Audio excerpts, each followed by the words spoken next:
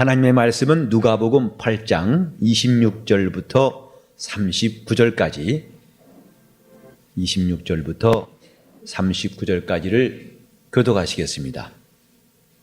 갈릴리 맞은편 거라사인의 땅에 이르러 육지에 내리심에 그 도시 사람으로서 귀신 들린 자 하나가 예수를 만나니 이 사람은 오래 옷을 입지 아니하며 집에 거하지도 아니하고 무덤 사이에 거하는 자라.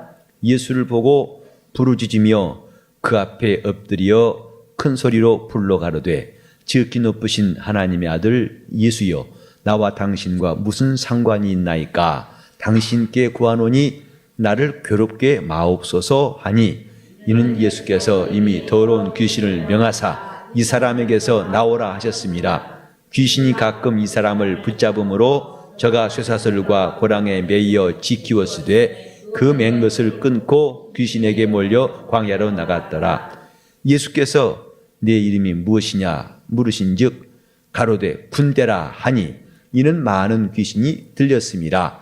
무제갱으로 간구하더니 마침 거기 많은 돼지떼가 산에서 먹고 있는지라 귀신들이 그 돼지에게로 들어가게 허하심을 간구하니 이에 허하신데, 귀신들이 그 사람에게서 나와 돼지들에게로 들어가니 그때가 비탈로 내리다라 호수에 들어가 몰사하거늘 치던 자들이 그 된 것을 보고 도망하여 성내와 촌에 고하니, 사람들이 그 된 것을 보러 나와서 예수께 이르러 귀신 나간 사람이 옷을 입고 정신이 온전하여 예수의 발 아래 앉은 것을 보고 두려워하거늘 귀신 들렸던 자의 어떻게 구원받은 것을 본 자들이 저희에게 이르매 거라사인의 땅 근방 모든 백성이 크게 두려워하여 떠나가시기를 구하더라. 예수께서 배에 올라 돌아가실새 귀신 나간 사람이 함께 있기를 구하였으나 예수께서 저를 보내시며 가라사대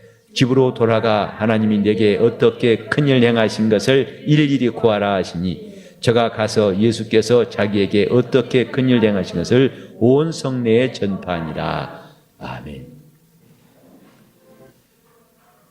거라사인의 땅에서 귀신 들린 자를 고치신 사건 역시 마태도 마가도 그리고 여기 누가도 빠짐없이 기록하고 있습니다. 성경에서 주님이 행하신 일을 똑같이 곧 공관복음에 다 나와 있는 사건들은 주목할 이유가 있습니다. 마태는 세리로서 왕을 섬겼던 세리로서 왕이신 예수, 곧 예수를 왕으로 보고 증거하였고, 마가는 베드로의 그 스텝으로서 그는 섬기는 자로 오신 예수, 그를 증거하였고, 요한은 하나님의 아들이신 예수라는 것을 말하기 위해서 요한복음을 썼는데, 세 기자가 똑같이 언급하고 있는 사건들이 무언가 또 거기에는 그렇게 그들이 빠짐없이 이것을 기록해야 할 만한 까닭이 있다고 생각하셔야 됩니다. 거라사 지방에 있는 귀신 들린 자를 고치신 사건 역시 마태, 마가, 누가 다 이를 기록하고 있습니다. 오늘 우리는 이 성경에서 예수께서 거라사인 속에 들어와 있던 그 귀신을 쫓아내신 사건, 이것이 중요한 내용입니다. 다른 각도에서도 볼 수 있겠지만은 이 본문을 예수께서 거라사인 속에 있는 귀신을 쫓아내시다. 그러면 우리는 왜 예수께서 이렇게 하셨는가에 대해서 아는 것이 필요합니다. 예수님이 누구신가에 대해서 세상은 잘 몰랐어요. 그러므로 하나님을 잘 섬긴다고 했던 대제사장들이나 바리새인들, 서기관들, 율법사들도 그를 잘 몰랐기 때문에 대표적으로 니고데모라는 사람은 밤에 예수께 와가지고 나름대로 예수를 잘 안다고 말했지만은 주님은 그가 예수를 아는 것에 대해서 흡족하게 여기지 않았습니다. 그런데 유독 귀신 곧 사람 속에 들어가서 사람을 괴롭히고 있던 귀신들이 먼저 그 정체를 알아봤어요. 마태복음 4장 1절 이하에도 예수께서 성령에 끌려서 광야로 나가사 마귀에게 시험 받으시더라 그랬죠. 아직 주님은 어떤 제자들도 부르시기 전 곧 침례 받으시고 바로 성령에 끌려서 광야에 나가셨을 때에 그 어느 누구도 예수를 만나기 전, 예수를 알기 전 가장 먼저 예수를 알아본 것은 마귀였어요. 마귀가 내가 만일 하나님의 아들이거든 이 돌들을 명해서 떡덩이 되게 하라.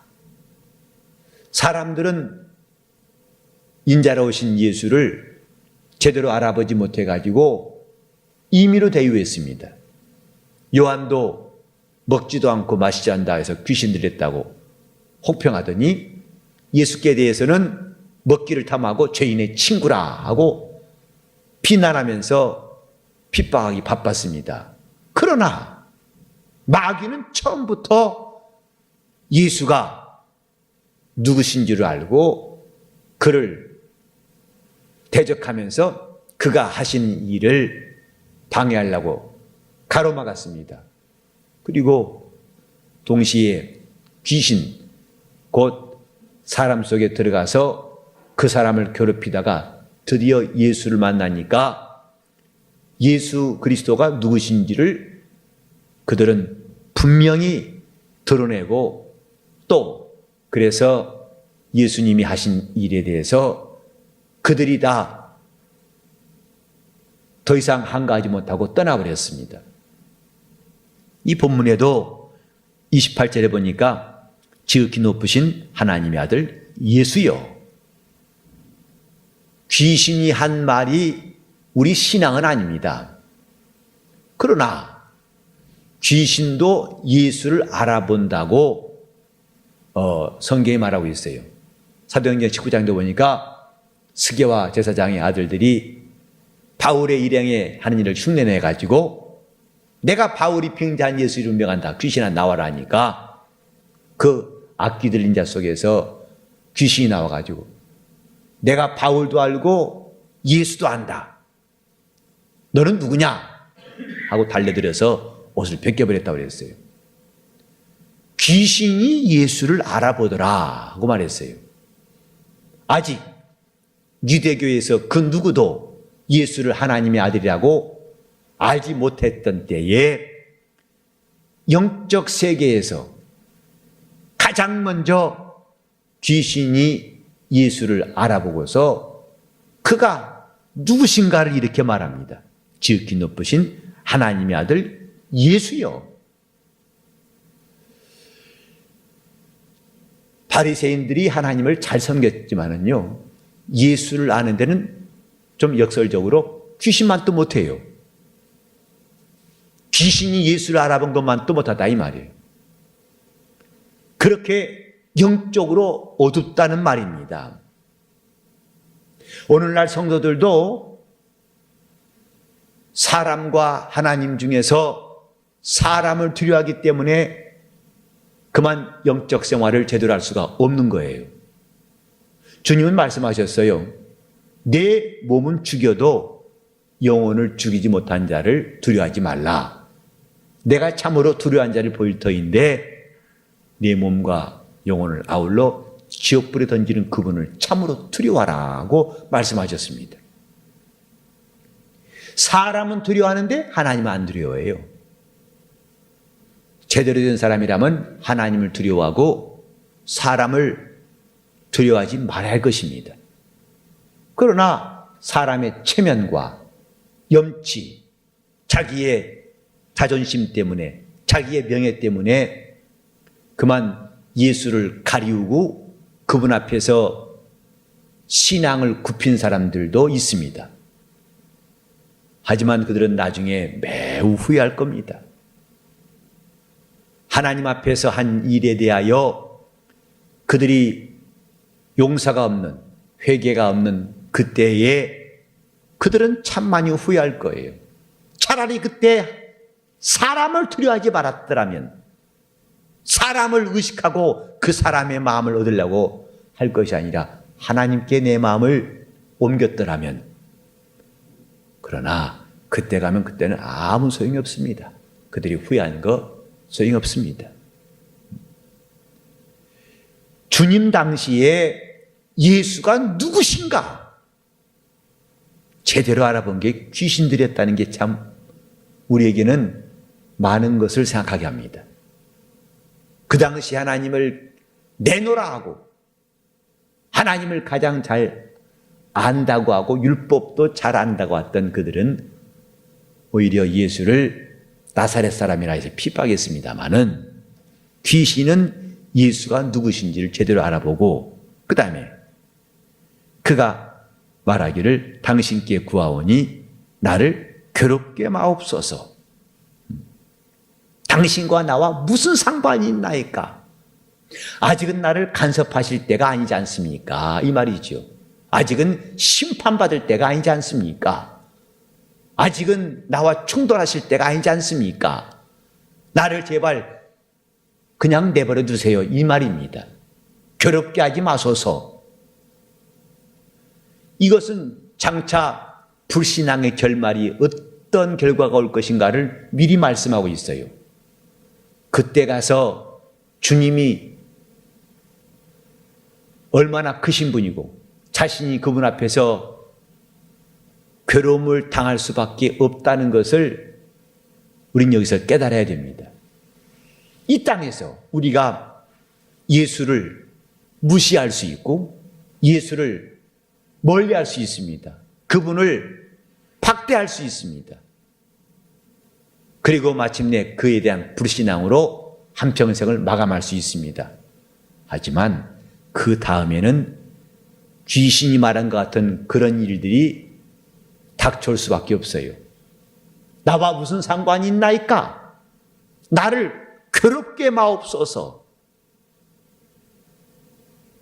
누가 괴롭게 하는 것을 본 적도 없습니다. 그러나 귀신은 예수 앞에 자신의 정체가 드러난 것 자체가 괴로운 것이다 이 말이에요. 심판자 앞에 서는 것 자체가 두렵고 괴로운 겁니다. 이 귀신이 하는 이 얘기는 불신앙의 결말이 어떤 것인가를 우리에게 미리 말해주고 있어요. 귀신은 타락한 천사가 아닙니다. 귀신도 이게 말했지만 우리는 군대인이다. 우리는 수가 많습니다. 그리고 그 귀신은 이 사람에게서 나갈 수밖에 없다고 생각했을 때에 주님이 쫓아내시니까 나가야 되겠다고 했을 때 그는 차라리 저 돼지에게라도 들어가기를 주님께 구했습니다. 만약에 천사라고 한다면 사람의 육체를 그가 부러워하지도 않고 하물며 돼지 육체를 사모하지 않습니다. 천사에게는 육체 속에 들어간 것이 하나의 감옥 같아서 자기 스스로가 제한받는 일이기 때문에 원치 않습니다. 그러나 이 귀신이라는 존재가 사람 육체에서는 쫓겨날지라도 돼지 육체라도 파고들려고 하는 것은 그가 그렇게 육체를 사모하는 곧 이전의 육체 속성에 대해서 매우 사모하는 존재라는 것을 말해주고 있습니다. 불신앙의 결국 곧 영적 생활을 망쳐버린 결국이 무엇인가를 여기서 우리는 볼 수가 있어요. 그때 가서 나를 괴롭게 마옵소서. 여기 보면 또 다른 성경에 보면은 우리를 무저갱으로 들어가게 하지 31절에 나와 있군요. 31절에도 무저갱에 들어가지 하라지 마시기를 간구하더니 예수께서 그럴 권세가 있어서 너는 무저갱으로 들어가라고 심판하실 권세 있는 분이라는 걸 알기 때문에 그런 조치를 두려워하고 있어요. 그들은 얼마 있으면 무저갱에 들어갈 수밖에 없는 존재이긴 하지만 그 기간 동안이라도 제발 그렇게 끔찍한 날이 앞당겨서 오지 않도록 주님의 자비를 구하고 있는 이 장면을 보게 됩니다. 그래서 무저갱 대신에 돼지의 육체라도 들어가게 해달라고 간구하니까 주님이 그걸 허락하셨어요. 우리는 앞으로 불신앙의 결말이 이렇게 자기는 원치 아니하더라도 마침내 벗어날 수 없는 속박으로 제한 속에서 자기 스스로가 헤어나올 수 없는 그 수렁으로 빠져 들어가는 것임을 알아야 됩니다. 이게 심판이에요. 우리에게 하나님 주신 은혜는 자유를 말씀하신 것이고 심판은 이런 속박을 말합니다. 영적 생활의 본질은 우리 심령의 자유입니다. 내 영혼이 자유한가?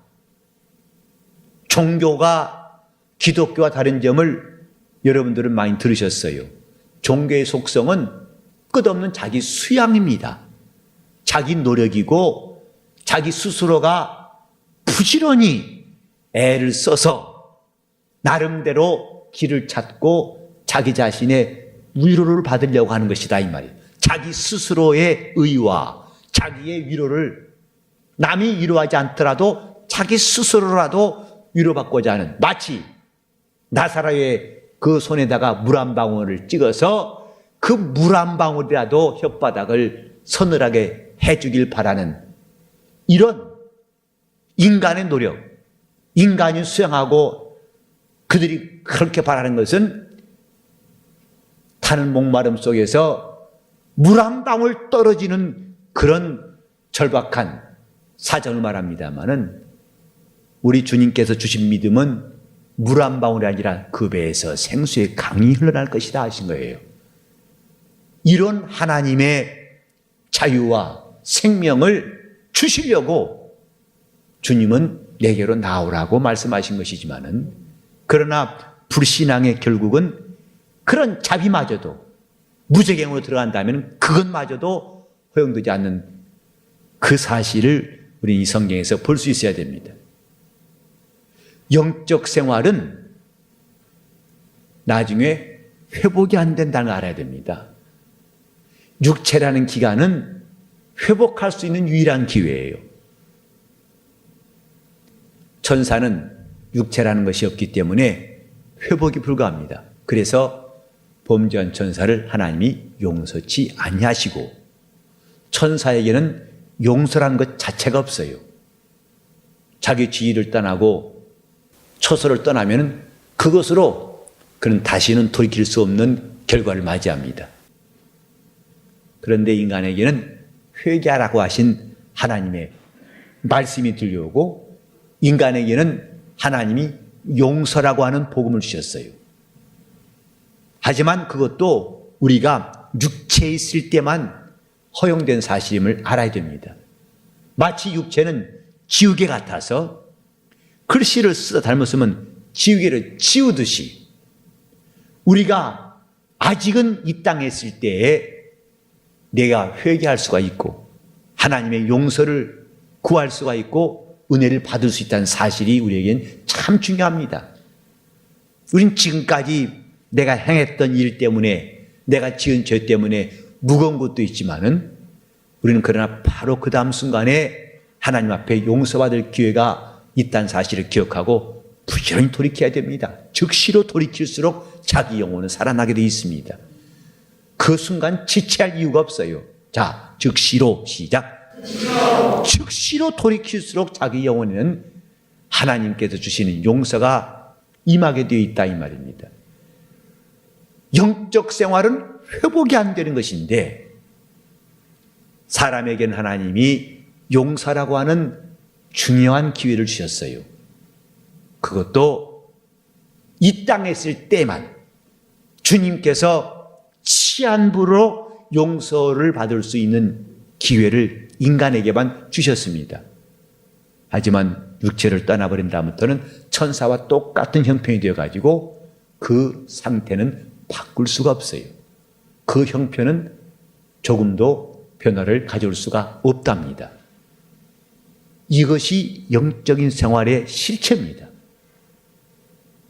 그러니까 성장도 육체에 있을 때 할 수 있고, 용서도 육체에 있을 때 받을 수 있고, 하나님 앞에 봉사하는 것도 육체에 있을 때만 가능하고, 자기 신앙생활을 금보다 귀한 것으로 집지를 수 있는 기회도 육체에 있을 때만 가능합니다.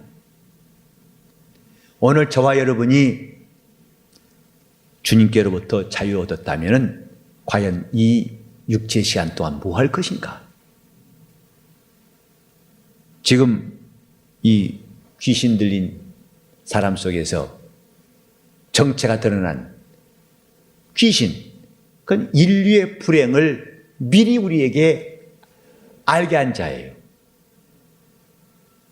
인류에게 장차올 불행이 무엇인가 이미 회복이 불능한 영적 상태를 가지고 있는 존재가 자기에게 이미 닥쳐 있는 그 절망적인 것을 그 사람의 입을 통해서, 자기가 들어가고 있는 그 사람의 입을 통해서 이렇게 절망적인 일이 있다, 몸부림치는 이것이 정말 우리에게는 남의 일처럼 들리지 말아야 됩니다. 거라사 지방에 있는 그 사람 속에서 귀신이 나와가지고 귀신이 쫓겨나기까지의 일들이 상당히 자세하게 기록되어 있어요. 마태복음에도 마가복음은 이보다 더 길게,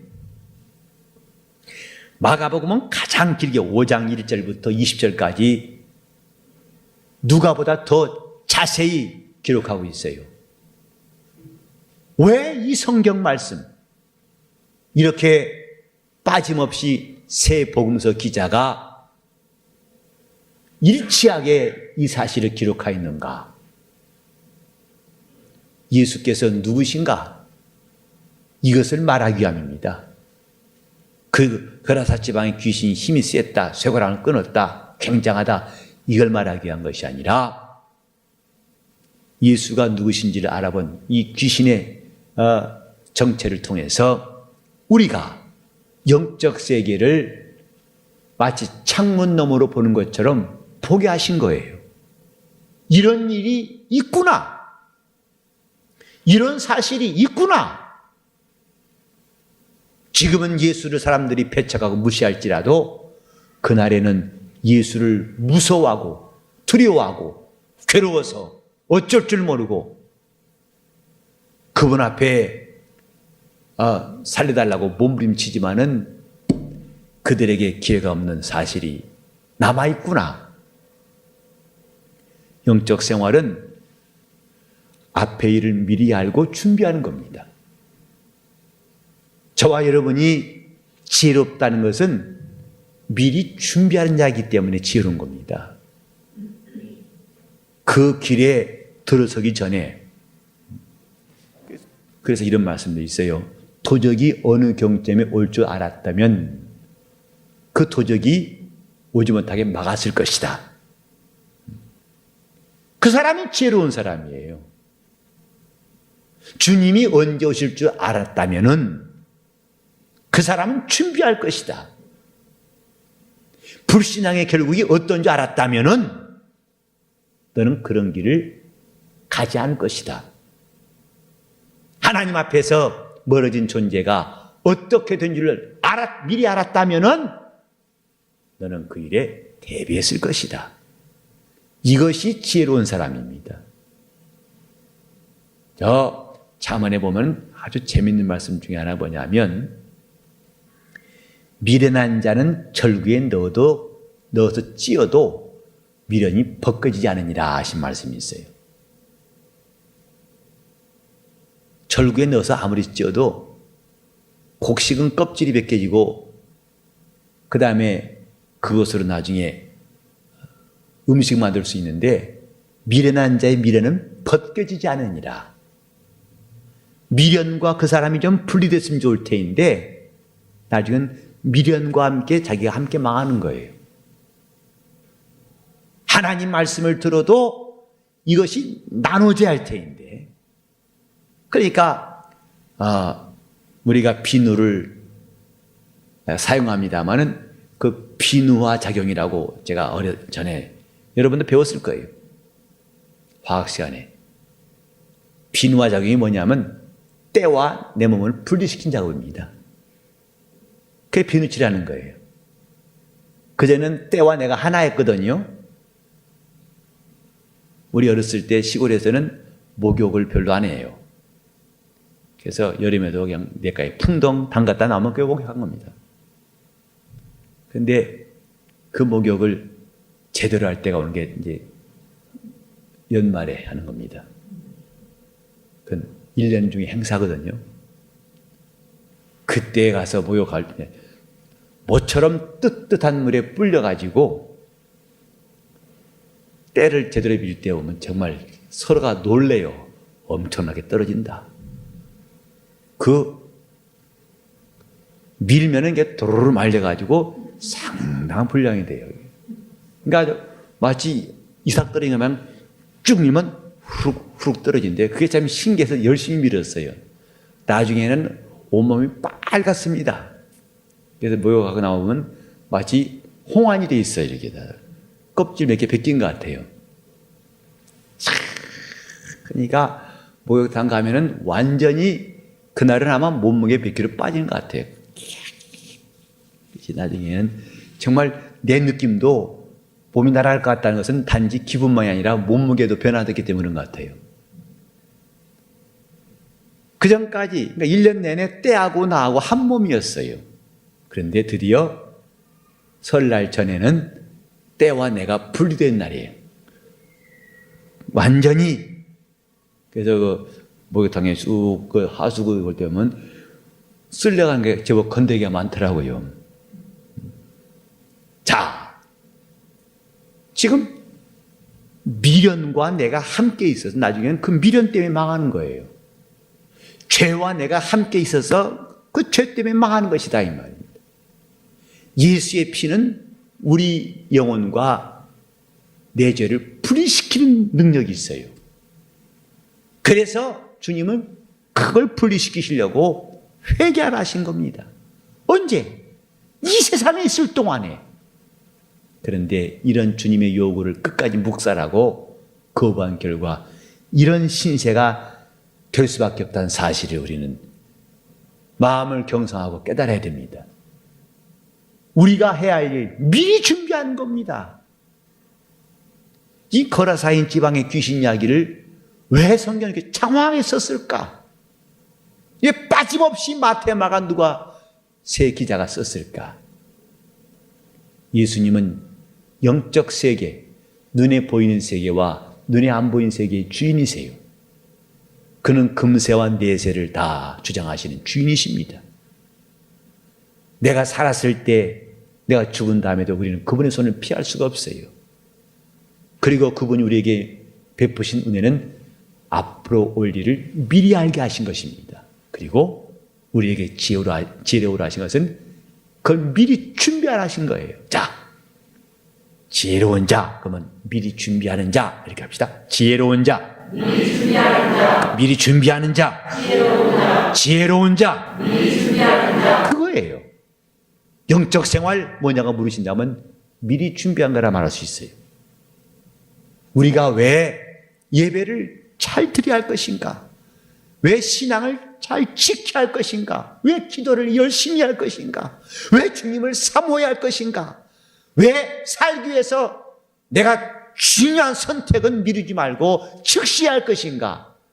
다 이것이 자기 영혼을 위해서 준비하는 것이기 때문에 그렇습니다. 준비합시다. 신앙생활은 이런 일이 있을 것을 알고 미리 준비하는 것이다 이 말입니다. 이 사건을 보고서 우리는 여러 가지로 설교할 수 있지만은 오늘은 이렇게 새 복음서 기자가 입을 모아서 이 사건을 기록한 것. 예수는 바로 눈에 보이는 세상에서도 주인이시고 이제 영적 세계에서도 하늘에 있는 천사들을 또 이 땅에 있는 모든 것들 위에서 통치하시고 심판하신 주님이신 것을 깨닫게 하려고 하신 것입니다.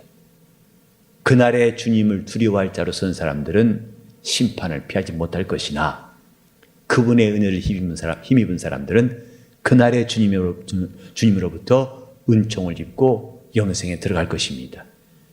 우리는 지금 자기 영혼을 잘 준비하고 있다는 데에 대한 기쁨만큼 더 큰 것이 없음을 알아야 됩니다.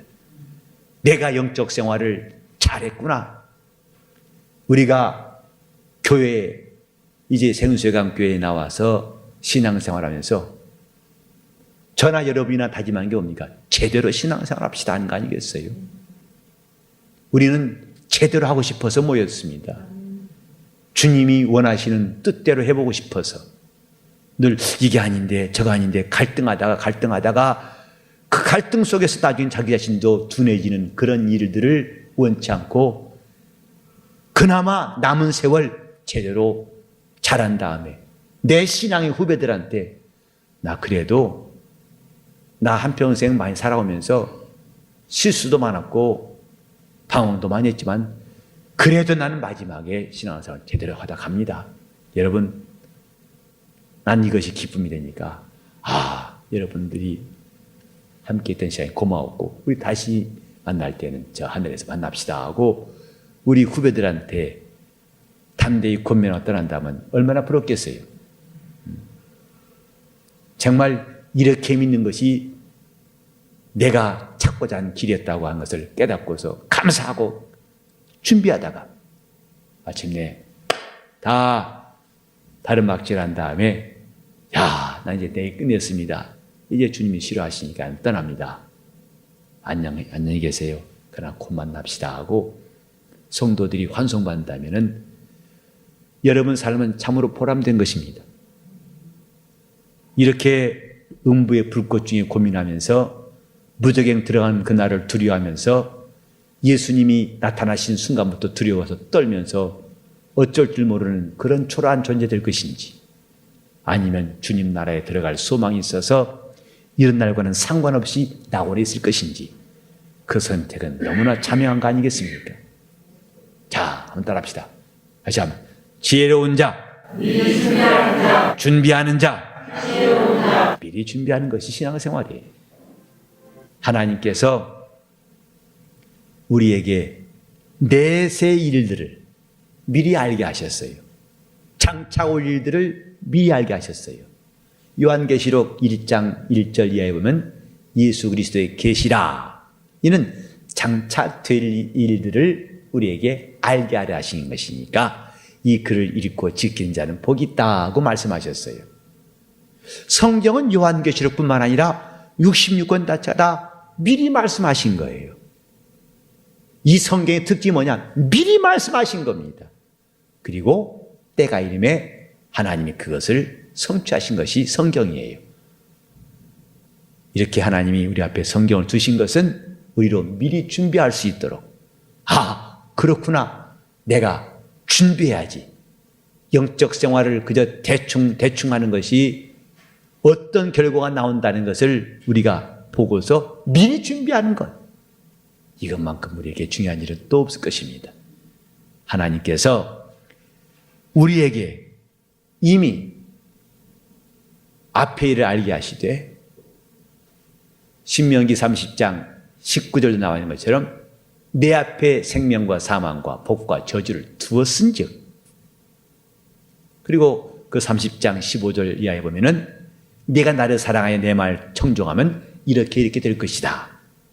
만약에 내 말을 듣지 않냐고 거역하면 이렇게 될 것이다 하고 다 미리 알게 하신 다음에 너는 택하라 하고 말씀하시는 겁니다. 하나님의 말씀은 우리에게 미리 하신 말씀이고 하나님 말씀은 반드시 그때에 이루어질 말씀이라는 사실을 기억해야 됩니다. 우리는 주 앞에서 이 말씀 앞에서 결단할 수 있는 시간이 결코 지체하지 않도록 세월을 그냥 보낸 일이 없도록 주 앞에서 깨어 경성할 수 있기를 예수 이름으로 축원합니다. 아멘. 하나님 우리가 결단하는 것을 기다리시는 거예요. 나는 어떻게 할 것인가? 시간 기도하실 때 내가 미리 준비한 사람 되게 해달라고. 주님, 내 영혼 지혜롭고 슬기인 사람 되게 하사 주님 말씀 앞에서 미리 준비할 수 있도록 나를 도와달라고. 내 영혼이 깨어서 영적인 분별력이 있고 미리 준비할 수 있도록, 지체하지 않도록, 미루지 않도록 다 잡으시면서 동성으로 기도하시겠습니다. 하나님 아버지, 우리가 하나님 말씀